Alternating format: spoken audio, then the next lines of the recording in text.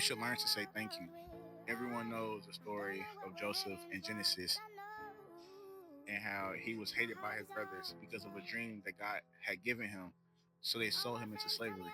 After being sold into slavery, Joseph went through many other trials until he was eventually put in charge over the land of Egypt with all the power you can think of.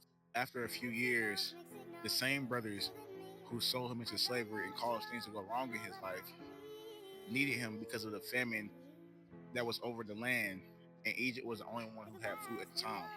When Joseph saw his brothers, he could have easily had them killed, thrown to prison, or even bragged about his position, but he thanked them. In Genesis chapter 45, verse 5, Joseph said to his brothers, "And now, don't be distressed and do not be angry with yourselves for selling me here, because it was to save lives that God sent me ahead of you."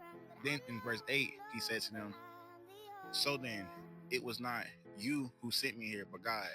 He made me father to Pharaoh, lord of his entire household and ruler of all Egypt." That's why it was easy for Joseph to forgive his brothers, because God already had a purpose for him. He had to go through some hurt to get there, but temporary pain caused him to step into something greater that God had already prepared. Notice how Joseph's character never changed because of the circumstances he was placed in, but he acknowledged God in spite of the situation he was going through. It's not easy being hurt, but in due season, you will be able to thank God and the people that hurt you because of the elevation that caused you and how it caused you to step into purpose. In chapter 50, verse 20, Joseph said to his brothers, "You intended to harm me, but God intended it for good to accomplish what is now being done, the saving of many lives."